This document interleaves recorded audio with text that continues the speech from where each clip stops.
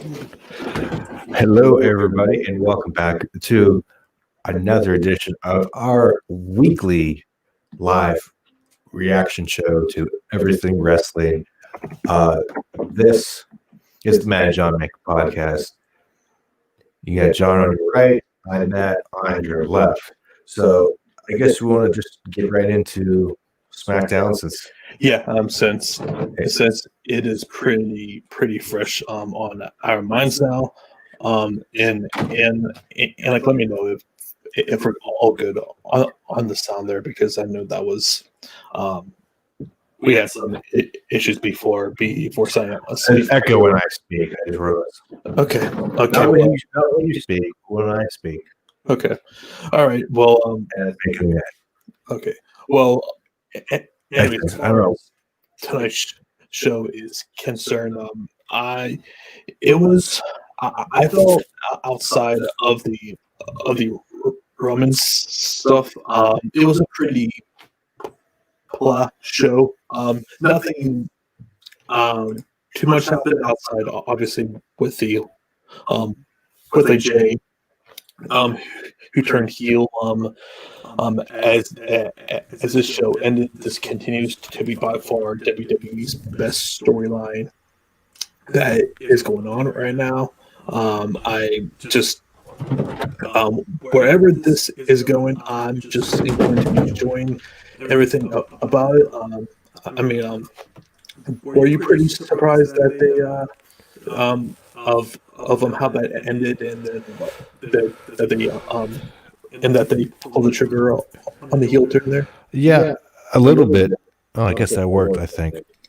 I don't know. We'll find. I don't know. Anyways, yeah, kind of. I kind of didn't see it coming. But I guess that's in a way. What else do you do? Because he's not gonna face him again, since he already beat him twice. Right. So it makes sense. I think what I wish would have happened, like a little detail, is that there would be more hesitation, Right. for Jay to turn on Brian. It just seemed pretty abrupt because of how the opening of the show happened. Like, it was a complete 180. Yeah, I guess that was my only criticism. Yeah. How did he go from like absolutely hating him to then understanding? I guess maybe he just realized one of those, if you can't beat him, join him. join him.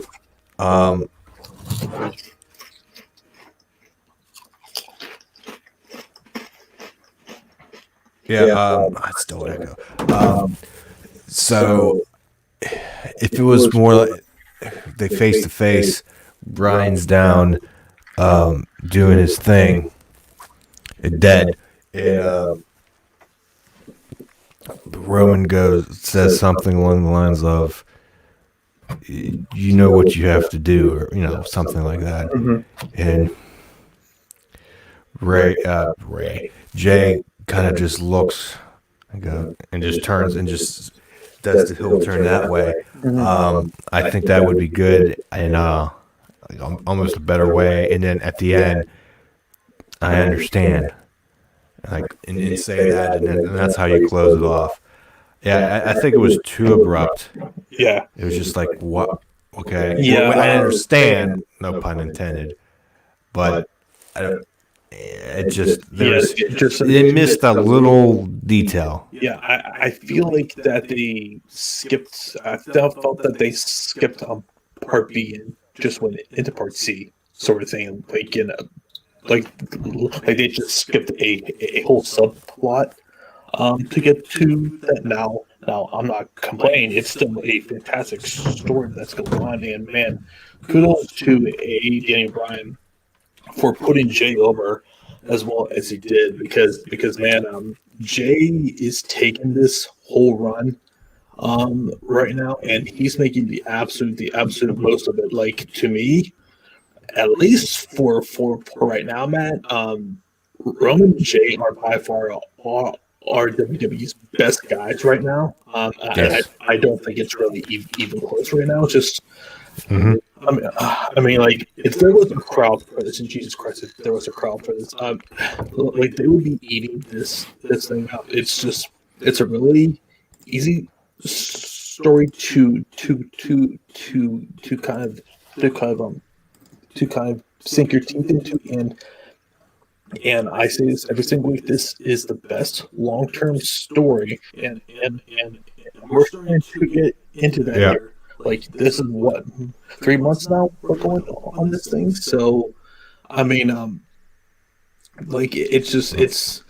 I mean, I'm perfectly fine with them just adding more and more layers onto this thing here. So I wonder how they're going to fill out the rest of Team SmackDown because um, I'm not exactly sure what they got planned for that because I fully expected Daniel Bryan to be going over Jay, but in hindsight I'm completely glad that they didn't just because now that keeps his train Yeah.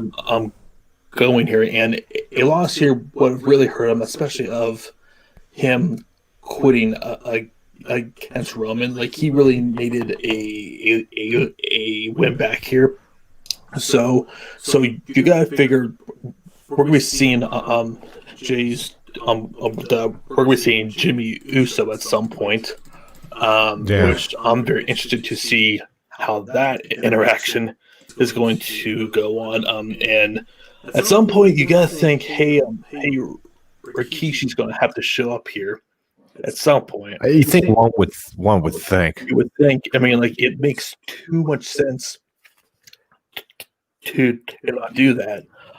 But man, I'm just gonna enjoy this for as long as we can because man, anything on Raw and SmackDown that's even remotely decent as far as storytelling is concerned, you just take it and freaking run with it because these things are few and far between. Now, as far as anything else, like I said, nothing else I felt really happened. Like we had some build for Street Profits versus like New Day, and Street Profits get a tag team win over Cesaro and Nakamura, and like Montez Ford, I'm pretty sure hurt himself on that frog splash there. Damn, like looked like it. Say what? Damn, looked like it. Yeah, like well, until you could tell, he kind of hesitated pinning him because I'm pretty sure that he got so much height under that he probably hurt. Yeah, that he probably had to gather himself a bit there. Yeah. And obviously it was announced as well. Sasha versus Bayley for the SmackDown Women's Championship next week. Obviously, I don't expect Bayley to win the title back, but Jesus Christ, I mean, with Sasha's history, who knows what? Well, they're playing into it. Right. So I would think that Sasha is going to retain here. And obviously, they are building up to her versus Asuka at Survivor Series, which I'm not really interested in seeing that just because like, we did just see that at SummerSlam. Yeah. So it's just, but I'm interested in seeing if Sasha goes over, which I think she better. Like that's a good step. To me, Asuka, like she should not be winning. She doesn't have to win it. Right. It's just like Sasha, she needs to start to stack up some credible wins here. That has been a champion, yeah. Just like she has been a terrible champion in her past history. I mean, hell, singles champion. Yeah, like singles champion. Just they need to give her a credible title reign because eventually they're going to be doing her versus Bianca at some point. And when that eventually does happen, you want her to be a good, credible lasting achievement to them when you can finally pull the trigger on Bianca to eventually win that title. So Yeah. so we had that. We also Sami Zayn had a small promo building up to his match at Survivor Series against Bobby Lashley. I'm not really interested too much in that match. We'll see how the build goes. I'm trying to think, was there anything else oh yeah, we also had Kevin Owens qualify for Team SmackDown. Bianca Belair also qualified for Team SmackDown. We had a Lars Sullivan interview with Corey Graves. Yeah, where Freak was only said 9 times, Mostly by Lars. Mostly by Lars, and kind of making it obvious. Still on the Lars train until. I mean, it was. I mean, at least. I mean, I was kind of surprised that they had him talking at all, because that just that kind of surprised me. But hell, Well, because you have nobody with him, right? You gotta see. You gotta find out if you can. Yeah, I mean, like hell, it can't possibly get any worse with him. So nowhere to go but up, I guess. So, so yeah, that was pretty much SmackDown, man. Like I said, nothing too much really happened outside of the Carmella. Yeah, is gonna. who, by the way, is looking more and more like Charlotte Flair by the day. It's getting kind of scary, to be honest. But yeah, and I think she said that she's going to be on SmackDown next week. Yes, right? Okay. I think so. Yeah. Yeah, I could see her being a short-term feud for a Sasha. And yeah, and we got Murphy rocking the cradle. Yeah. As much as I love SmackDown, Matt, this thing absolutely sucks. Oh, why is it still echoing? It just. I mean, like, I was skeptical of it to begin with, and now they're going like whole like Jerry Springer. That's not as worse. Soap opera. I'm just not a fan of it whatsoever. It makes like Ray and all of them just look really bad right now. It's just like, yeah, I'm just not a fan of this. Don't have any desire to see this. You gotta think eventually. I mean, there's going to be some sort of a match, whether it's Dominic versus Murphy or Ray versus Murphy. So there's that. But yeah. So that was SmackDown, Matt. And did you see? Yeah, did you see all of Raw? I'm assuming. Raw, yes, I did watch it. Man. Somebody has to watch it. It's like we say every single week, Matt. This show is terrible. I want to say, bar's low. It's better than the previous week, but still, we're really setting the bar low for that, because there was matches that meant something. Well, yeah, qualifying matches. So I mean, that was easy enough to do there. I'm trying to think what. Okay, so who qualified for Team Raw? AJ Styles. AJ Styles, who beat Jeff Hardy. He beat Jeff Hardy. That's fine. Riddle, who did he lose to? Shane Moose, who, by the way, is now just known as Riddle.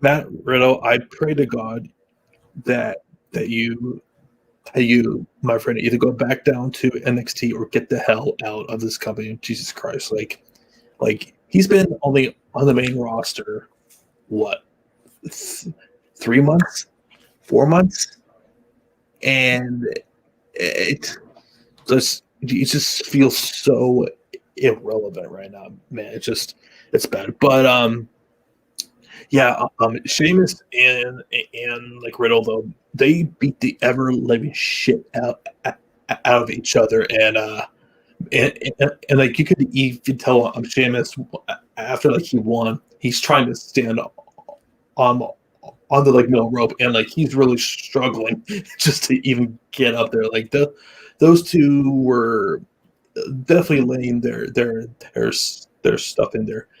And then there was Keith Lee versus Elias, and this is something that just doesn't make any sense to me, Matt. Remember when Keith Lee pinned Randy Orton clean? What was it? What was the payback? They show after SummerSlam.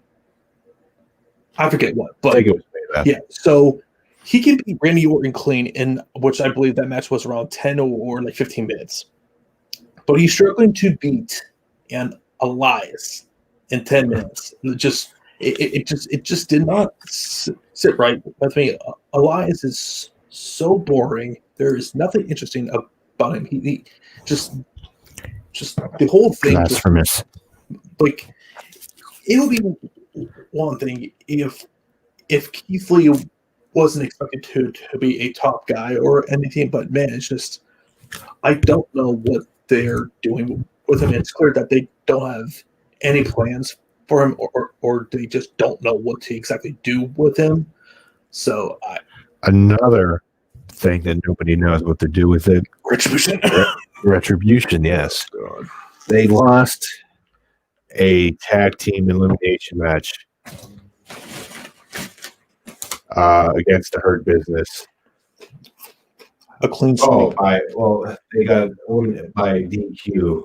Oh yeah, I'm not sure. Yeah, Oh yeah, and Ali, because Mustafa Ali and like a medium looked like a like goddamn fish out of water. What is this? They went to commercial break. I was like,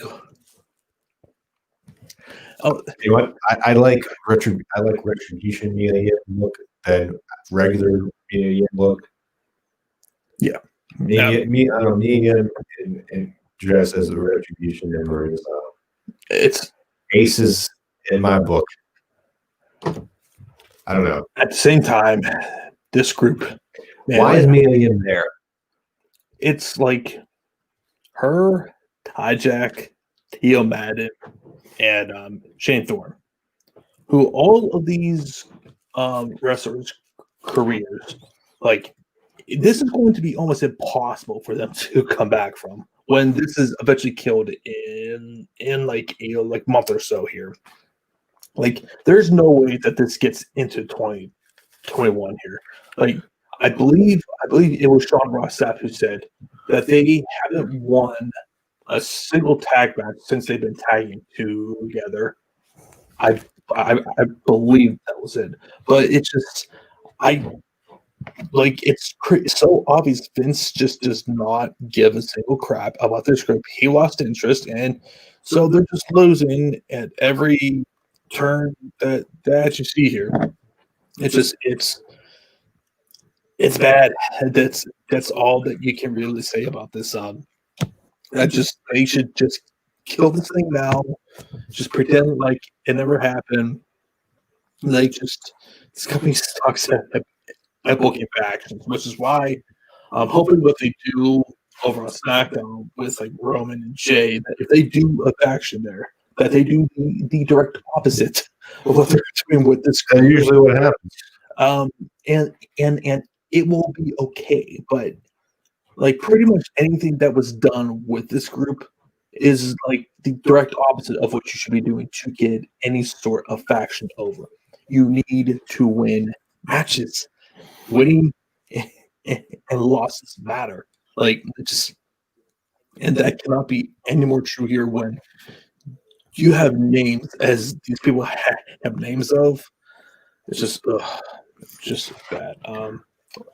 Anything else happen on Raw? Lana won the Fatal 4-Way. And then she got dropped to a table again. It's just one giant. I love it. Just one giant rib. Yeah, like have you seen Team Raw? Like that team looks the women. Yes, it's like it's Lana, Shayna, Nia. Naya. Who's the fourth person? Is it Dana Brooke and Manny Rose? Yep, that's it. That's your team right there. That just speaks to just how horrible that this women's division is. And they have all of these women down in NXT, like all that talent down there, and Good. they Keep it down there. I mean, like you're just seeing that, you're like, yeah, just keep them down there. So it's We had another Firefly Funhouse with Alexa Bliss. yeah, yeah, that's right. They were building up to There's the highlights yeah. of Raw. Mhm. Is the Fiend and Alexa Bliss. The one thing I look forward to every Monday is their segments. It's just too good. Yeah, and this eventual build up to the confrontation between Orton and Alexa, which they're really foreshadowing the Fiend versus Orton, which you would think is going to be happening at TLC. So we'll see where that goes.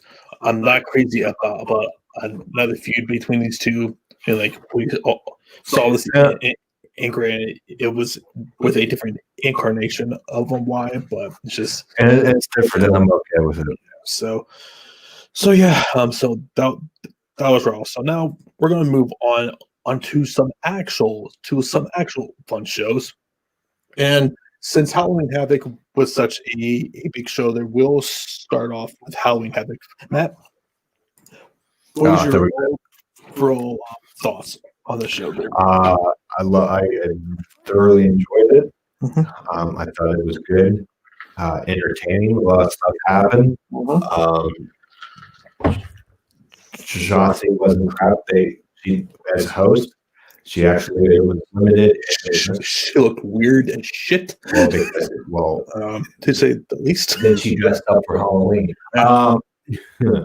So she wasn't as bad as I envisioned, which was good. She was limited and did what she had to do. We opened up the show with Johnny Gargano versus Damian Priest in a Devil's Playground match, which was basically All Town Anywhere for North American title. And they fight everywhere. We get to the end. Somebody dressed as a Scream mask interferes her on top of where the wheel is. Yep.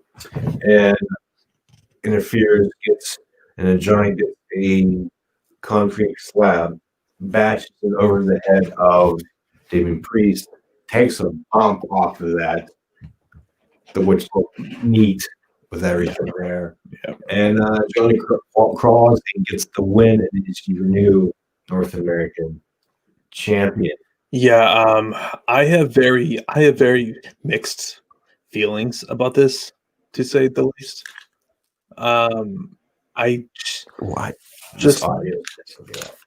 The booking of this feud has just been really odd to me, Matt. Because obviously, like there's a few things that you probably take away.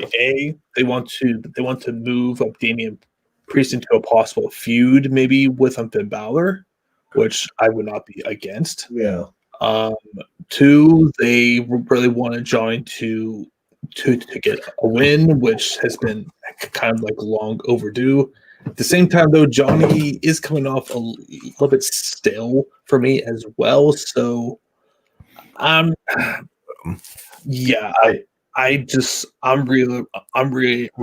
torn about this. I think what helps is that he needed help to win. Yeah. If it was straight up, I would not totally like this. But depending on what Damian Priest hard to buy that. Yeah. I'm trying to think here. I think your mic is too sensitive. Yeah. Like next time, just like bring your Yeah. Well, I didn't think it was going to happen. Yeah. So So, what Johnny do? What do you do with him now? So, any Priest, ideas? priest. Or I'm like with Johnny, or like Damien too. Yeah. Well, where does it go from Um, here?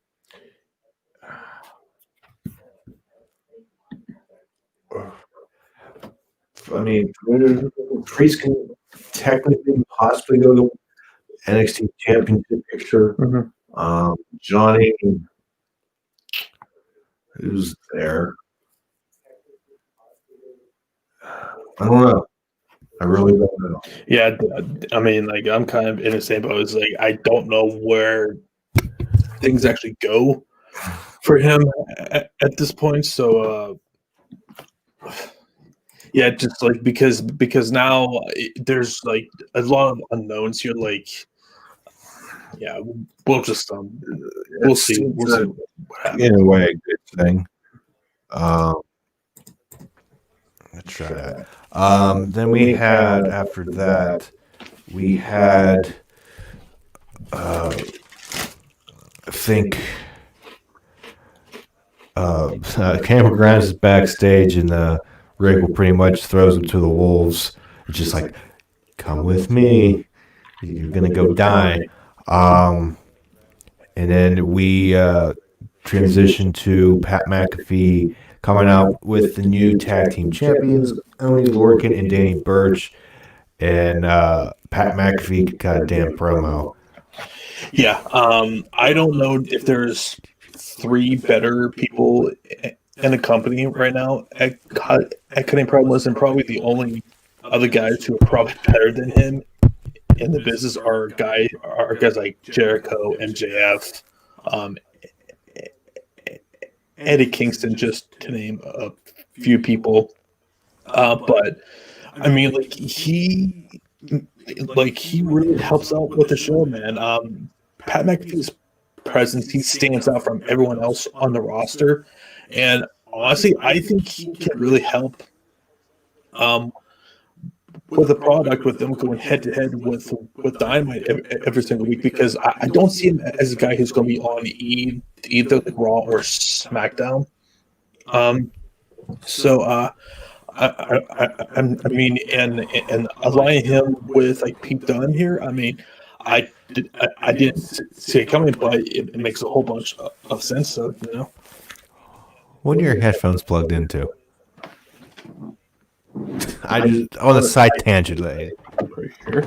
That's not plugged into anything, so I don't know what you're listening to. Well, I just realized I'm just looking around trying to figure stuff out, and I just noticed you had your headphones on. What you you're hearing nothing. well, that might explain why I can't. But as you, I want to continue talking. Yeah, Pete Dunne. I didn't think initially think that he was going to turn heel. Technical difficulties, ladies and gentlemen, you gotta love it. Thanks a lot. What did I do? You're the one going to not be able to hear.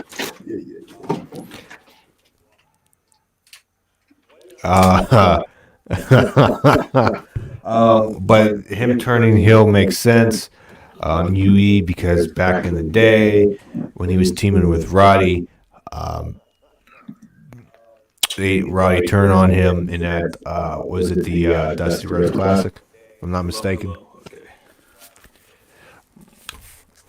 Okay. Can you hear me good? Can you hear me good? Or am I on mute with everything now? You're not working. How about? Oh, we're definitely I can hear you. Well, just a small. I'm on like the delay from what I'm seeing. Okay. No, you're mute. I think my mic is picking you up. Okay. Well, there's no echo in mine now, so. Yeah. Okay. Let's. Okay. Okay. So Anyways, let's move on. Pat McAfee. Pat McAfee. Pat McAfee. No, I'm listening to the thing and I can barely hear you. It's not going to work. I'm listening to the thing and I can barely hear you. Yeah, so let's move on because I lost my train of thought.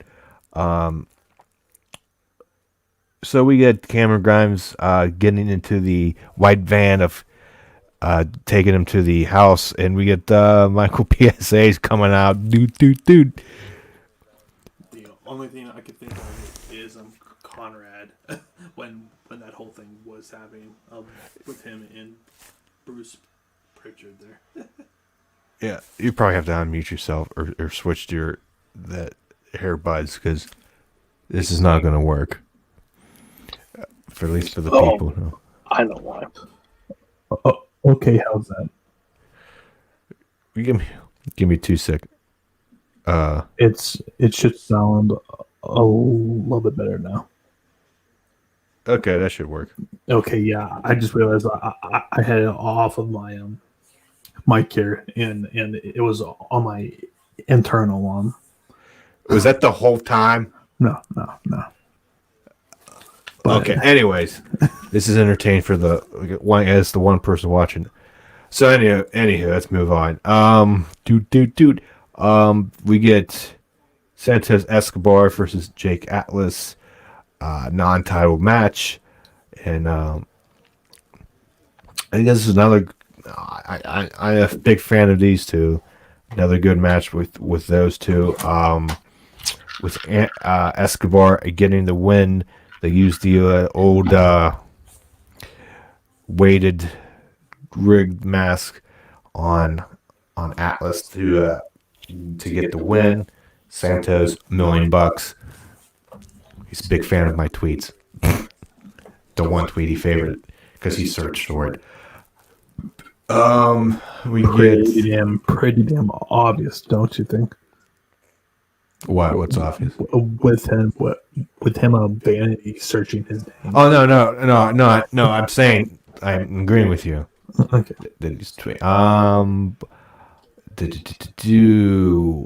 Okay, we get the first part of the House of Horrors match. I need to get your take because I didn't hear it yet.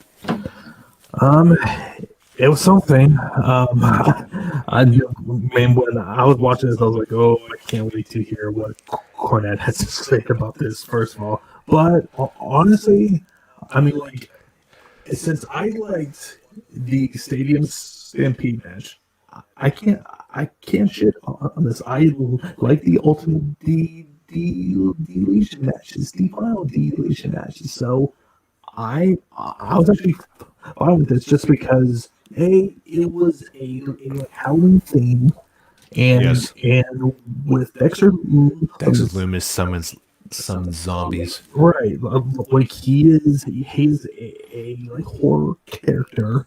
So like honestly, I was fine with it, but I definitely know it's not going to be for everyone. A lot of people are going to hate that match. Just like pretty much everything with the MJF and Jericho. It's just some people are going to really like it. Some people just feel like it's an embarrassment to professional wrestling. But for me, no, I was fine with it. Even though there was some really weird shit as you said that Dexter was summoning zombies. Well, I don't know if he's they're there, but regardless, it's one of those things I hated parts and like parts at the same time. Yeah. I'm sorry. I'm like listening to like our streams. If I like have a stroke, it's what I'm listening to. You look like that you're having one right now. Oh yeah, because this audio is making me mad. I'm having a stroke. Anyways, I enjoyed parts. It was what it was. I can't really criticize it as a wrestling match per se.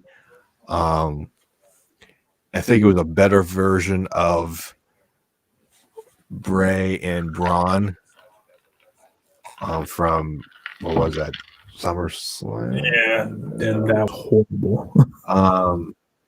But it started with the election stuff, so I'm happy. yeah, so it was what it was. It was. I see both sides. I sat there with okay. We moved on. But I still hate Cameron Grimes. He still sucks. Cameron Grimes. Shut the fuck up. I see now we have Elias and we have Grimes that I can get you on now. Now we can chant great, and it brings me great joy. Nowhere near as bad with you and Orange Cassidy. This is true. We're running a professional podcast here. John's talking with his mouth full of Lay's chips.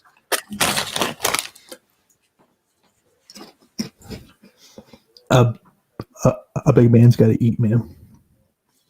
Anywho, we move on to another match that I was looking forward to on this card: Rhea Ripley versus Raquel Gonzalez, the two big behemoths of women, all compliments, and Rhea Ripley getting the win.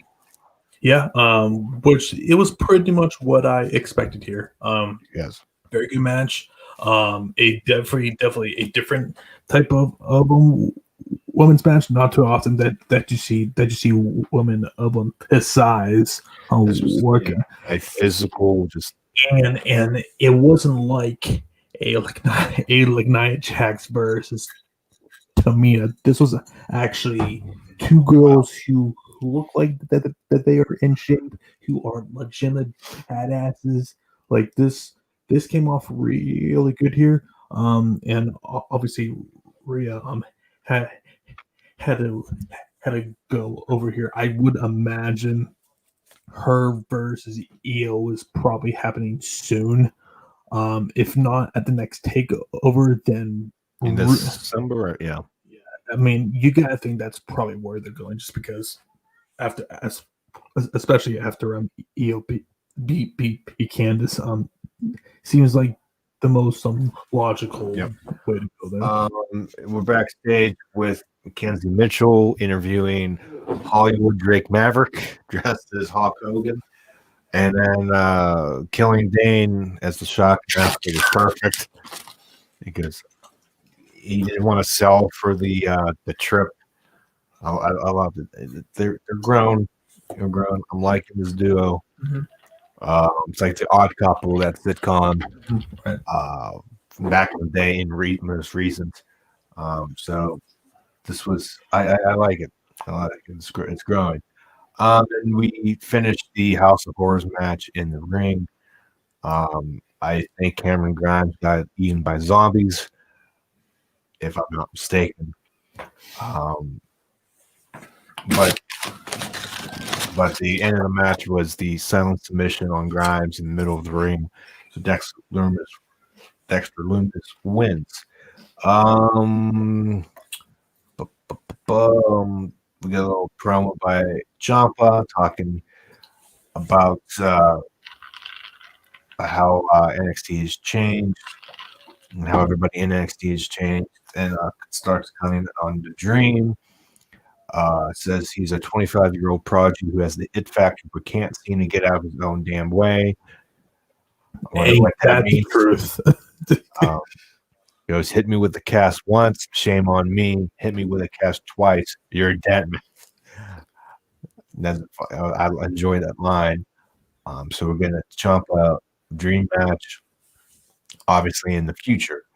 Too long in the future. It's next week. Yeah. I just read that was the next line here. To see that, yeah. I forgot. Also, what we had a little teaser promo package before Dakota Kai for his Ember Moon next week too. I'm glad, in a way, that was not like a takeover match. Thank God. I mean, not to crap on both of them, but I mean, you can do that. I would. Go to your legs. Oh, I will. Doesn't offer me any. Jerk face. I mean, I could have went over and taken some, but I'm just. What? Hasn't stopped you before. That's what she said. Moving on to the main event, we got Candice LeRae versus Io Shirai. This podcast is going extremely well. Candice LeRae versus Io Shirai for the NXT Women's title in a tables, ladders, and scares match, basically a TLC. You gotta make it a Halloween theme. Yeah. Oh yeah. Okay. And so the interesting part of this match going into it, you saw the person dressed as Scream, which I'm going to assume is Indy Hartwell, help Johnny win. So there's that doubt that, will Candice win? So they had I that. thought for sure. I thought it was a possibility. I thought it was a I thought possibility. for sure. Yeah. And then Scream did appear, but who? Oh my God, I'm drawing a blank. It was 2 days ago. I don't remember. Who came and helped out? Yeah, I'm Holy crap! I'm drawing a blank. Too. Oh my God! Yeah, we watched the show.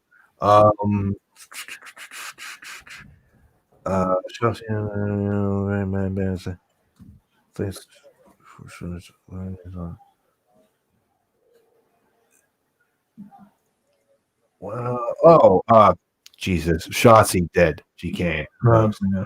Holy Christ. Yeah, but this was a great match, good main event. One what everybody was talking about was the bump Candice took off the ladder through another ladder. She crazy. She knits, which pretty much knocked her out, and Io retains. So it's going to be an interesting dynamic with her, Candice, and Johnny, because they wanted to win and only won. So see how that works.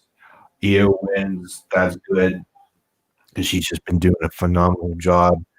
And so we'll see who she faces in the future. Could be a Rhea, could be a Toni Storm, could be an Ember Moon. So there's possibilities there. I wouldn't be surprised if like a number one contenders match between those three or something happens in the future. I can see them doing something like that, possibly. But who knows? Yeah. So, we'll find out. yeah. So that was pretty much NXT, and I think a solid show. Beat the ratings. I didn't. What was the final? What was you have to? Off the top of my head, I think NXT had around 861. And AEW was 781. And 18 to 49.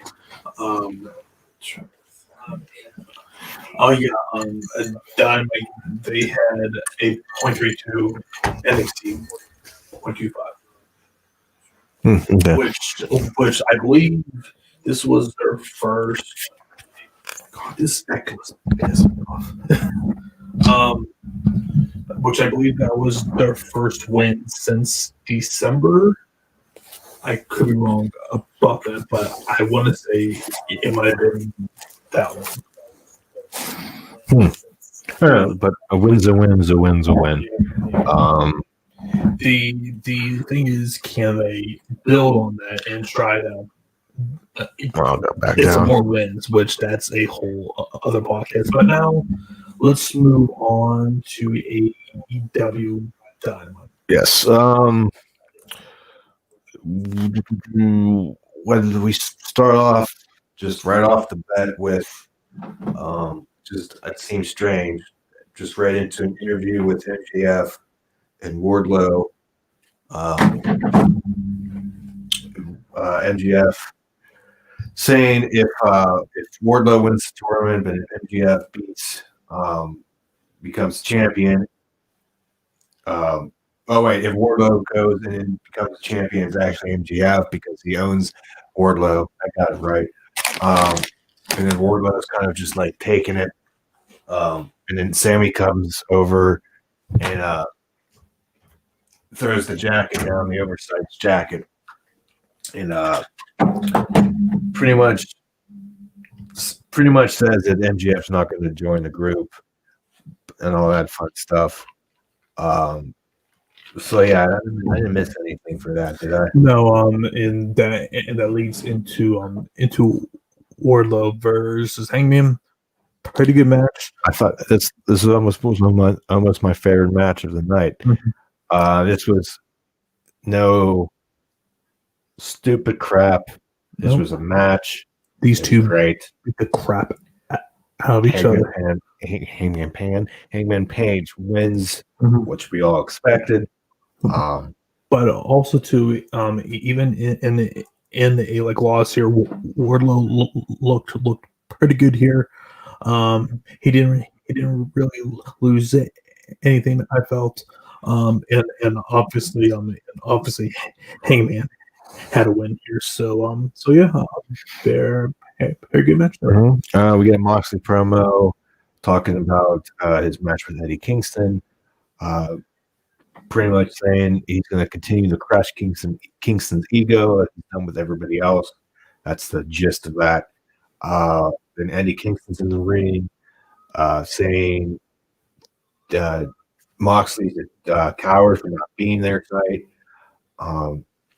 But instead, he will face Matt Sydal, who with his hair and his face done over reminds me of Dolph Ziggler. I could see it. It looks just like him. Yeah. Again, he reminds everybody that he was eliminated from the match. Says hi, Lance, and just randomly Lance Archer and Jake Roberts are in the crowd. Mm-hmm. So we get Eddie Kingston with Airbnb and B. Again, facing Sydal. Eddie Kingston obviously wins with using Moxley's own submission hold. And after the match, after Sydal taps, kind of forces him, keeps the hold in, forces Sydal to say, I quit. And Moxley's pretending, not Moxley, Kingston's pretending Sydal's Moxley's calling him that, kind of like in the zone and kind of just teaching. I will say showing this. Moxley his faith. I'll say this: this bill is going a lot better than FTR and the Bucks right now. I'm just these two. And in my opinion, MGF and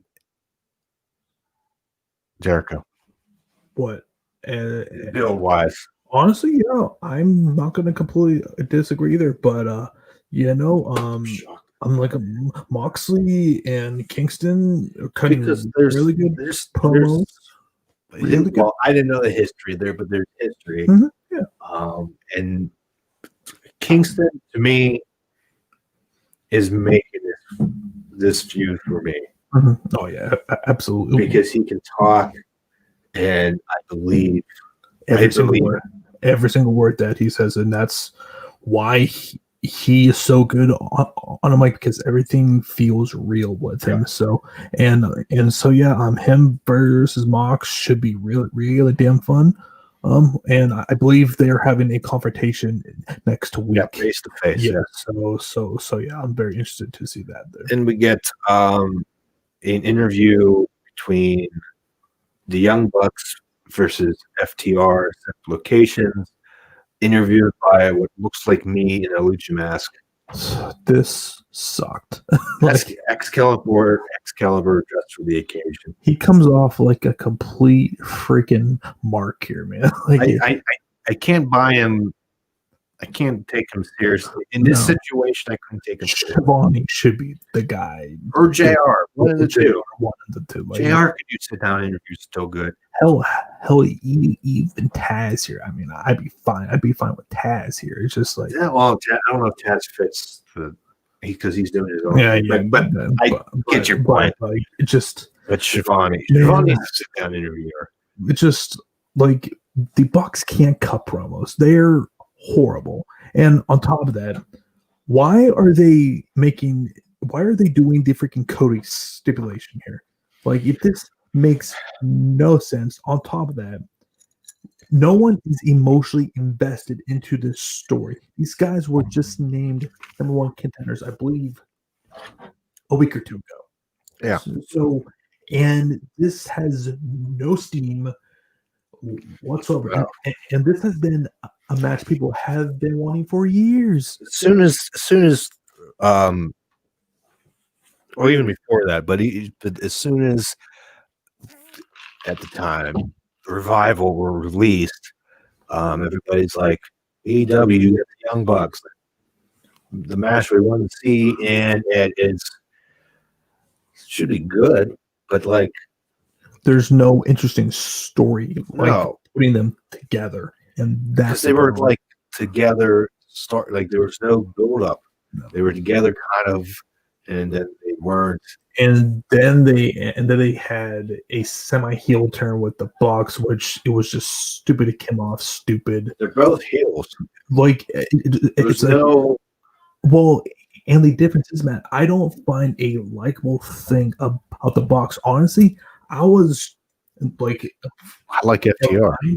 from my own perspective, FTR are the big faces in this feud. Yeah, Like the Young Bucks come off as whiny bitches.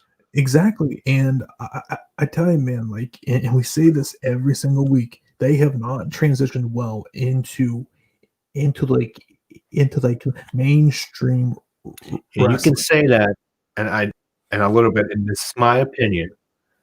Omega 2, at least the first run for so far. now, For now. because as we're seeing now, we're starting to get the old Kenny, which we'll see how that goes. But I'm still not convinced yet. Well- This is coming from somebody who hasn't watched his, Yeah. wasn't following his Japan stuff. So I'm coming in fresh. yeah, I'm like, mainly, There's parts I like. There's parts I don't like so far. yeah, like if I'm trying to keep an open mind. like I would just stay patient with that, just because I'm trying to stay patient. I know it's not wasn't him, but I don't know. I want to see how I like the character, and we'll get into that. Another thing that in this segment that I noticed and it didn't sit with me is when the Bucks had the stipulation and like Excalibur kind of like his reaction was not matched what I thought would have been a reaction. He laughed like somebody told like a kid said a joke, like your son try to tell a joke and you're like, wow, and then they cut it, and it was like it was awkward. Yeah, it wasn't. No, I just didn't come off this has not helped. Like just anybody. It's bad where I want this feud to end right after Full Gear. Like, That's like what the how is this possible? honestly, Matt, I think this falls squarely on the Bucks' shoulders here. They are the main reason why this thing isn't working. Like they should. I don't know who was coming up with the storyline. Guarantee you that it was the Bucks. Guarantee you. I don't know if nobody's there talking and like no. It's no. It's Nobody's talking. I don't know. Like I want. Like, I'm sitting here thinking I want to like it. I don't like it. It sucks. I know. I'm the exact same way. It's just like there is not one thing that you can hold on to and say, I'm excited for this match. No. There is not one thing. Like it's horrible right now. The pay-per-view is. Oh, I gotta look at the card again, but I'm not like pumped for a look. I gotta look at the card again. Well, here I'll just kind of run down it for you. Kingston versus Moxley. I'm okay with that. Yeah. Cody versus Darby. There's no what build is. There hasn't been build. Kenny versus Hangman. I'm kind of invested in that. Matt Hardy versus Sammy Guevara. Why this is happening on this show? I don't know. I forgot that was happening because you don't see it. Hawks versus FTR. Disappointing build. Kushida versus Nia. I don't want to see that again. There's two other matches. Does it seem like there's too many matches on this card? There's 8 matches. 3 hours. Like that's not as bad, but I don't want it to run so damn long. Yeah, that's been like my thing too. God, I know I'm forgetting something because I think Best Friends and like Miro and Sabine are having on Dynamite. I missed that. I missed this segment today. Yeah. Because I was trying the Xfinity app on my TV, and the fast forward function is not like TV where you can see the screen fast forward. MJF versus Jericho. Oh yeah, and that's a good segue into the next segment. Yeah. Which that build is not impressed to me. What I thought it could have been. Anyway, we'll get to it. I will say this though. After this segment, you found yourself more interested though of where they actually are going to go. At least like for That's me, fair. I can't say no because I now, just don't like how they're.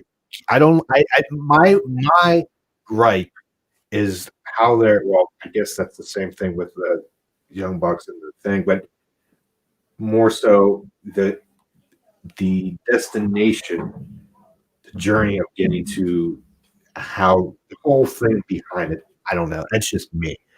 I mean, I like it, but I don't. I don't know. It's weird. But the town hall thing. I'm sorry. You were saying something. I'm sorry. honestly, I'm like, I really like this segment. I feel like they definitely steered away more from a comedy, which is partially why this thing came off a lot better. And it made you wonder what's MJF's whole MO with this thing, and why does he want to join the Inner Circle, and what is Jericho thinking to kind of like ensure that he doesn't backstab. And to everything going on with Santana Ortiz and Sammy is interesting to me, just because there's that inner friction there. There's things interesting. There's parts interesting. I'm not saying there's nothing interesting about this. Mm-hmm. It's just like the stuff surrounding it is taking it down notches for me, for my feeling. One thing on a side note. Who the hell works props at AEW? Did you see the table Shivani and Dasher are at? That is the worst table I've ever. That table was about to break. I'm watching. I didn't hear anything about what happened. Basically, I'm watching that. I'm thinking someone's going through that table, and nobody went through that table. That's the worst constructed table in the history of tables. Whoever is the prop person for AEW should get fired 2 days ago. Oh, that was Wednesday. 2 weeks ago. Matt Hallotti, the king of like noticing shit that is completely irrelevant. But come on, you look at that. Like I picked it out right away. I know this stuff. Well, I'm thinking somebody's going. It looked like somebody put a cardboard desk together, and it was crap. But anyways, so Eric B. No. Before we get to Eric B, why is Luchasaurus concerned about the Inner Circle economically? He's a scholar. Come on, man. He's asking the hard hitting questions. No, he's a face. What he doesn't care. He shouldn't care. He wants. From a logical standpoint, that bothered me. He's a very curious man, and he's asking a very important question. As a 65 million old dime. How does a 65 million have a master's degree? He has.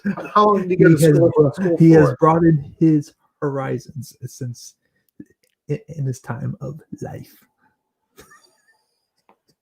This is pissing that off even more, and I'm loving it. I know you're loving it. Don't defend it. I know you're not defending it, but don't defend it. AEW. Not a dub in my book. Then we get what's her? Britt Baker and Britt Reba. I guess Reba was parodying somebody at a town hall that like Trump. I don't know, but was she? Honestly, I swear I saw a tweet. I just want to push Reba off a figurative cliff at this point. Yes. No bodily harm. Britt, I went to. Basically, she was just questioning MJF. She was like, "I don't making friends, yeah, he's terrible at making friends."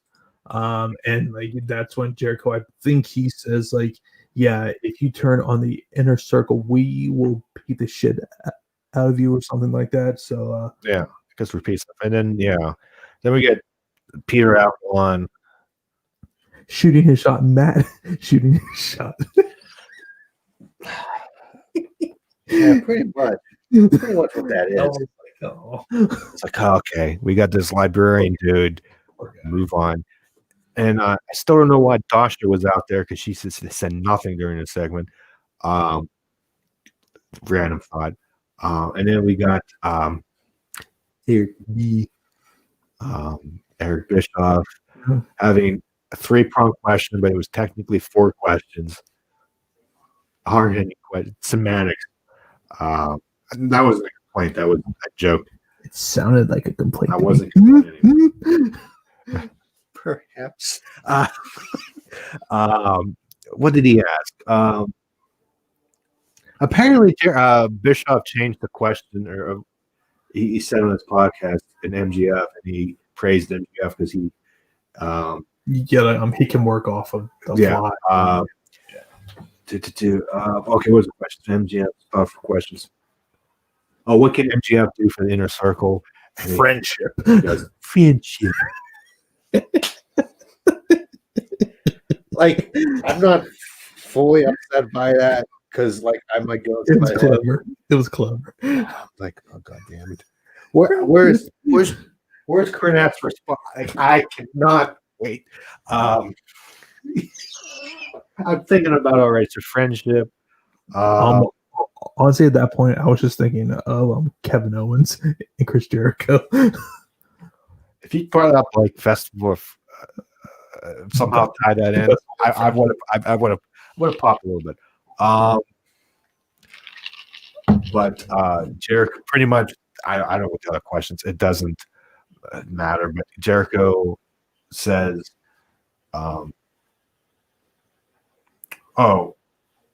MGF says, like, let's tie this in. Wonders what hasn't he done to impress Inner Circle, and Jericho goes, "Well, you haven't beaten me," and everybody goes, "Ooh." So he challenges MGF to a match at Full Gear.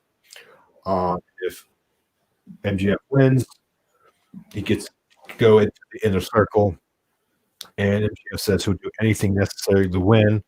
And when I wrote down, I was trying to take notes, I didn't bring them here, and I went, anything? Like butt stuff?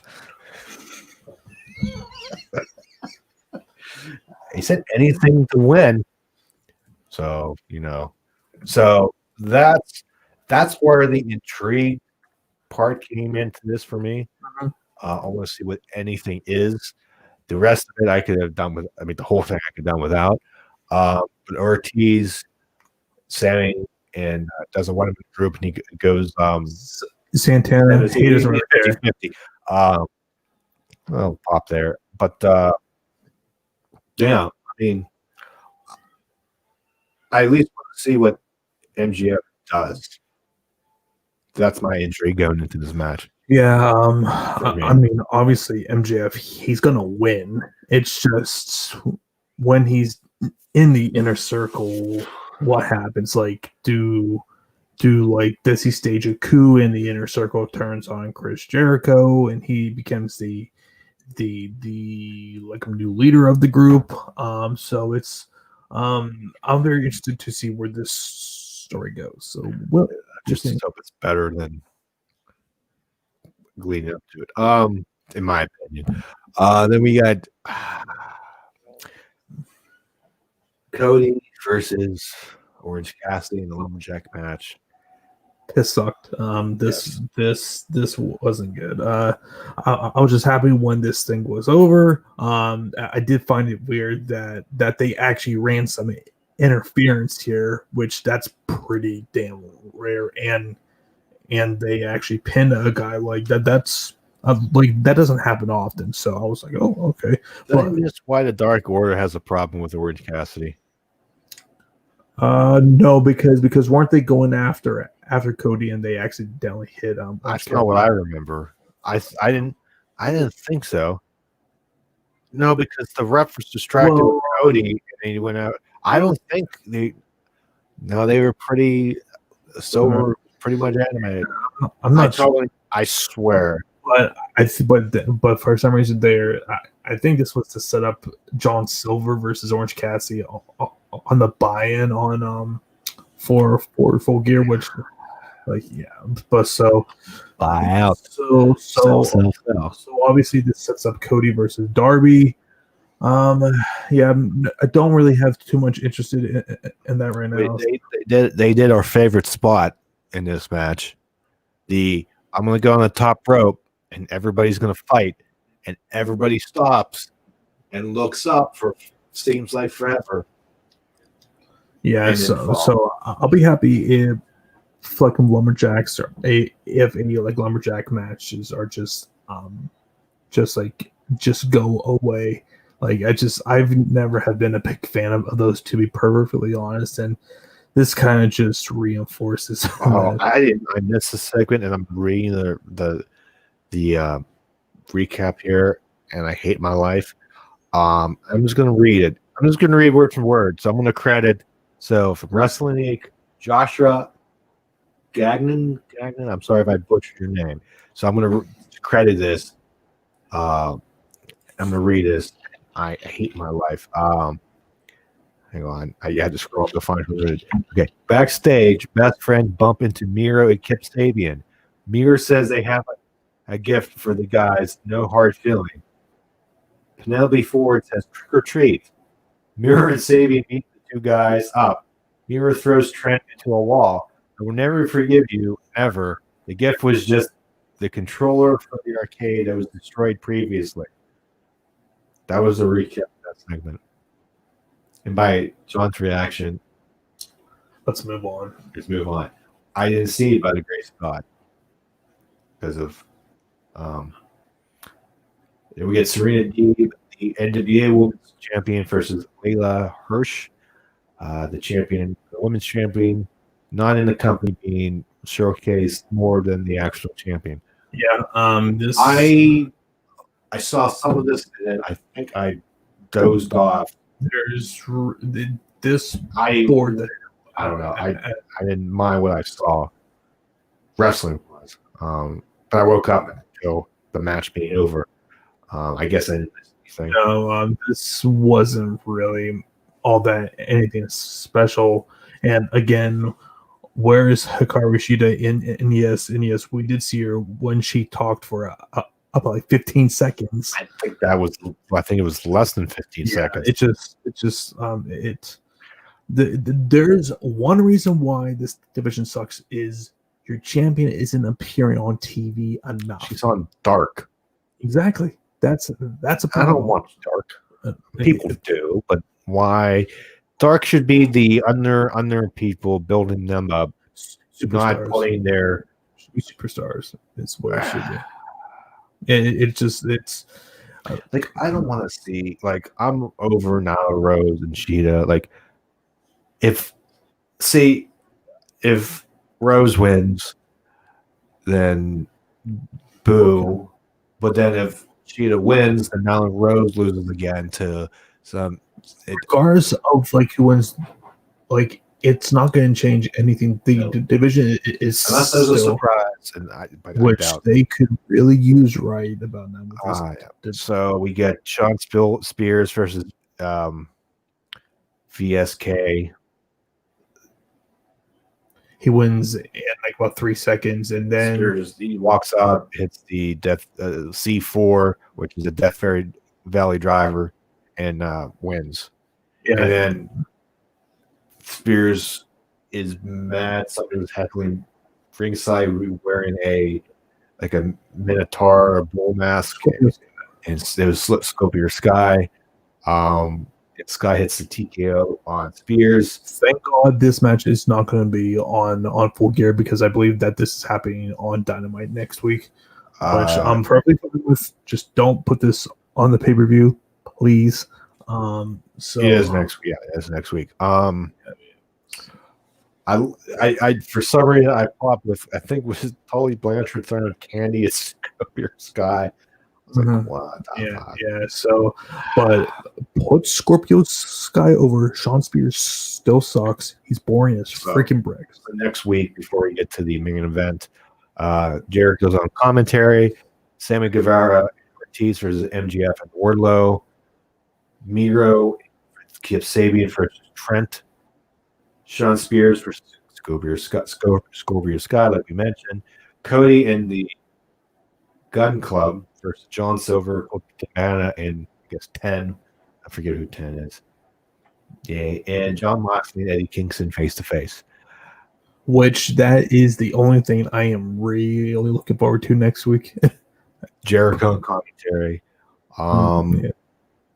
Yeah. Then we get Penta El Zero. But is his name changed every week? Because I swear I'm just calling him Pentagon Jr. Am I was I crazy? Because I thought his name, they said Meta Zero Mero was different than what it was last week. I'm not paying attention. I'm just calling him Pentagon. It was throwing me off. Vince Jordan's names, AEW increases names. Yeah. But that's like one example. I mean, I'm making a joke. So we had Pentagon versus Kenny Omega. Apparently, if you didn't know, he has a friend in North Carolina. I'm not a fan of the intros. I don't know. It takes fun, apparently. I don't care if you have a friend. I had a friend who lived in Alaska who's not back. So you don't see me telling you about that. Like I said, that hate's fun, but I like legit fun. I mean, the match itself, I didn't think it was anything special. It was okay for what it was. Kenny wins as expected. And now the finals are set between him versus Hangman, which is pretty much what we all expected. Oh, and shocker, a Canadian destroyer on the stage, followed by whatever. Forgive me, Pentagon's finishing move does not finish a match. So, well, in their defense, though, it was against Kenny Omega too. Like, it's not like, I mean, it'd be like one thing if it was a like undercard guy who's like not. Yeah, if I'm nitpicking here, like, yeah, the Canadian destroyed right followed by the finisher, and then Kenny won. I forget what lead up to it, just with his finisher. Basically, was kind of it's not the same as Pentagon's, but well, the difference is no one kicks out of his finisher, but no one kicks out of it's pretty much what it's the RKO. No, I know that. I'm just saying. I wish something else happened leading up. I don't know. That sequence of bad. Not too particular. Like, I don't think that worked or logically. But besides that, I enjoyed the match for the most part. Yeah, I still thought Hangman and Wardlow, I don't know, just worked. Yeah. Because it was a match you can see across the whole board. Well, Pentagon lost against Phoenix on top of that, and they only I forgot about. Yeah, I wasn't thinking about that. Made this change just because of the injury, because Phoenix got hurt. So I totally forgot he did lose to Ray. I wasn't thinking about that. I Yeah, I don't know. I don't know. There was just something about it that was just, you were mentioning to how you describing the match. It was what it was. It was. So yeah. So pretty much 3 out of the 4 shows were enjoyable, and then there was Raw. For the The usual redheaded stepchild, red, yes, pun intended. of professional wrestling. Oh, did you also see? Apparently, Impact killed a guy. I saw that and I was like, what? That's why I want to say I don't want to hear anyone like criticizing the shit with Jericho and MJF. And there were some people comparing that to that. I'm like, one guy got shot. Nope. One guy got shot. I cannot like the I can wait, what's a good word? I can criticize the town hall for what it was, but I can never compare it to somebody getting shot. Like someone got shot. like Tommy Dreamer, what's happened to you? Because I don't watch Impact, and then I realized that Tommy Dreamer and this whole thing is like a joke thing. I don't know what's happening, but I don't know if the whole segment was supposed to be serious, but it was a wedding apparently. it was a wedding, and somebody got shot. The lights went out for A second or two. Yeah, I'm more. You know what? I'm more. You know what? That segment was more impressive because how the hell did somebody see the person to shoot them without shooting anybody else? Think about that logically. The lights are out in black. How are you going to see the person? Night vision scope. There you go. Live. Boo me. But if it was a sniper, they would have been. Oh, and But regardless, somebody got shot, and but something a little bit more depressing though is WWE and their third party shit there. Did you see like Paige's I didn't watch it. I just saw a screenshot, Yeah. and I saw the news that people had a meeting with Vince. Yeah, this thing is getting uglier into. I'm not sure if you saw the like transcript of the quarterly call a few days ago. No, I did not. Yeah, supposedly they were up, I think, like 19% from last quarter.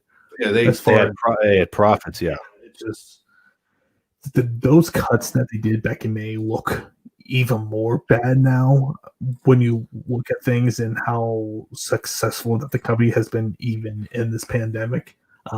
It's just in like more so with the third party stuff. It's just something, or just some things that I'm just really annoyed with. Why Vince is so hard on and dead set on just no, I have to control everything. You cannot make any sort of cash whatsoever, even though they're supposed to be independent contractors. It's just what's that? Right, exactly. It just and you saw Pager. She's talking about Pelican unions. You could just tell she's just sick of everything right now. I honestly, I don't think it's going to be too long until she gets cut. Just seems like that she's just had it, and like she's been battling through a lot of shit the last few years. Hell, like with her personal life, as we know, and just I believe she broke her neck two times. She said two, so it's just a really unfortunate situation. And WWE, man, they just. It just, you can just tell with a lot of their town, it's just with the overall morale, it's just really, really down right now. It's really unfortunate. yeah. So yeah, I think that's going to do it for this week's live reaction to all the 4 shows: Raw, SmackDown, AEW, and NXT. We'll be back tomorrow, Saturday,